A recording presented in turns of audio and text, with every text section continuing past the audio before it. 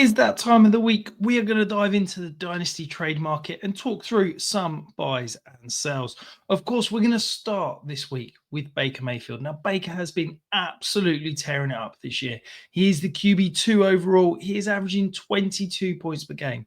But why is this week important as a good time to go and buy him? It's because of what he's been showing with basically jokes at the wide receiver position. Ryan Miller, Raheem Jarrett, the corpse of Sterling Shepard. Like, these guys are not NFL caliber wide receivers, and Baker Mayfield is still getting it done. The reason I've been slightly lower on Baker Mayfield is that longevity piece. I wasn't sure how long he would be the starting quarterback in Tampa. I wasn't sure because the Bucs gave him that mid-tier quarterback contract where they could potentially save money if they moved on from him at the end of next season.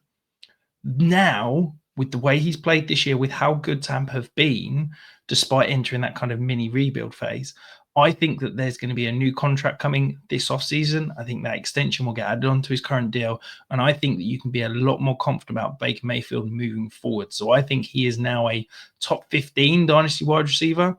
And I would happily go out and pay a first and a second to go and acquire him in a Superflex league, because I think that with Liam Cohen, with the way this offense is working, he's going to be a really useful dynasty quarterback for many, many years to come.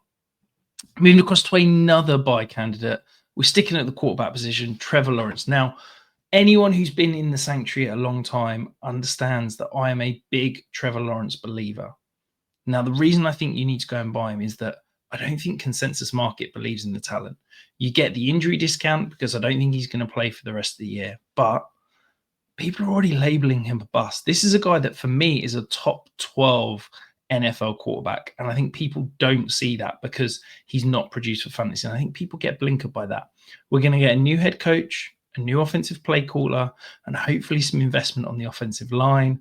I think that Trevor Lawrence will be in a better situation where he's not having to be asked to carry the offense, where the run game is appalling, where there's no EPA added in terms of the screen game. The O-line is a sieve. Like, I think that next season and beyond, we're going to see how good Trevor Lawrence is as an NFL quarterback. And you know that the fantasy value is going to come when that's the case. I would happily pay 2 mid-random first-round picks. I don't think you need to pay that. I think you can probably acquire Trevor Lawrence for a single first-round pick in a lot of Superflex leagues. People are done. People are fed up with him. But he is still incredibly talented. And you see it every single time he's on the NFL field. And I truly believe the production will come. If you are here for the first time, welcome into the sanctuary. Make sure you're hitting that subscribe button because we want you to be coming back. We have got all of the content you need to be winning your fantasy leagues. Buy, sell, what are you doing with CeeDee Lamb? That is the number one question I've been getting this week. And the answer is both. I think if you are not looking to contend in 2025, you have to be looking to buy at a discount. This is, for me, still a top 2 dynasty wide receiver that you can get at wide receiver 6-7 values. I saw him traded up straight up for Amon-Ra St. Brown this week. I saw him traded straight up for Puka Nacua in a second. I think that CeeDee Lamb, if you are rebuilding, this is the only time you're probably ever going to be able to acquire him at a reasonable cost. He is a true superstar at the position. Next year, we're going to have new play caller, new offensive coaching staff. We're going to have Dak back fully healthy and hopefully a better offensive environment around CeeDee Lamb. We know this guy's a superstar and he's going to continue to produce like it. So yeah, I think as a rebuilder, he's a great person to go buy. But if you're on the opposite end of that, if you are contending and you are rostering CeeDee Lamb right now, I am panicking. I am in real concern mode because I will be honest, I do not have any confidence in Cooper Rush. He has got an absolute noodle for an arm, and I don't think he can push the ball downfield. I think CeeDee Lamb's going to be peppered with targets, but it's going to be all in and around the line of scrimmage, and I just don't think there's going to be much value to those targets. If they decide to move to Trey Lance, I think it's even more concerning. I think Trey Lance, he's not progressing. He's not working through reads. The little bit we saw at the weekend, I'm really concerned about Trey Lance and what he can do as a pocket passer. So yeah, if you're rebuilding, go out and buy. If you're contending, I think you need to sell. If you're looking to sell, I think, ideally, yeah, we can go and get Justin Jefferson or Jamar Chase. Maybe you can add a second-round pick and get that done. I'm not sure you're going to be able to. I think you probably need to go down to that next tier, that Amon-Ra St. Brown, Nico Collins, AJ Brown. if it hurts, I wouldn't want to do that trade straight up. But if you're a contender and you are building your franchise around having CeeDee Lamb as your wide receiver one, you need to act now, because I just think CeeDee Lamb for the rest of the season is probably going to be a volume-based wide receiver 2 and not much more than that. So now is the time to be moving CeeDee Lamb. Whatever your situation, there is a trade for you out there involving CeeDee Lamb. The other player I want to sell, though, Joe Mixon. I am seriously concerned about this volume he is seeing.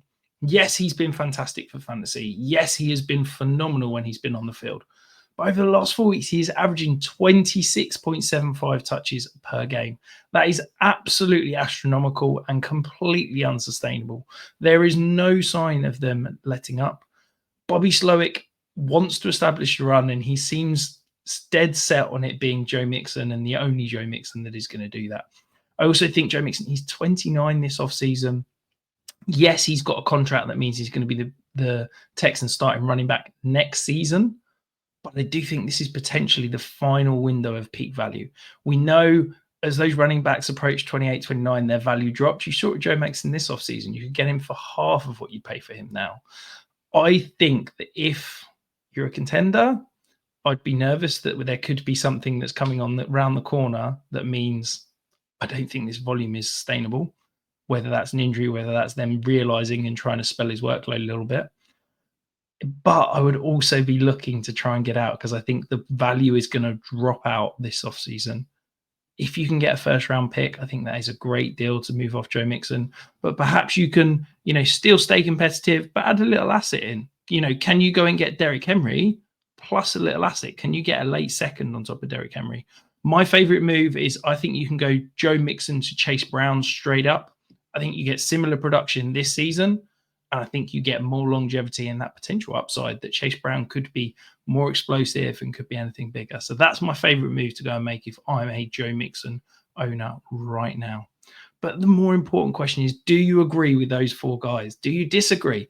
Let me know in the comments below. I love hearing your thoughts. And of course, it helps us spread the word and makes sure more people are coming into the sanctuary.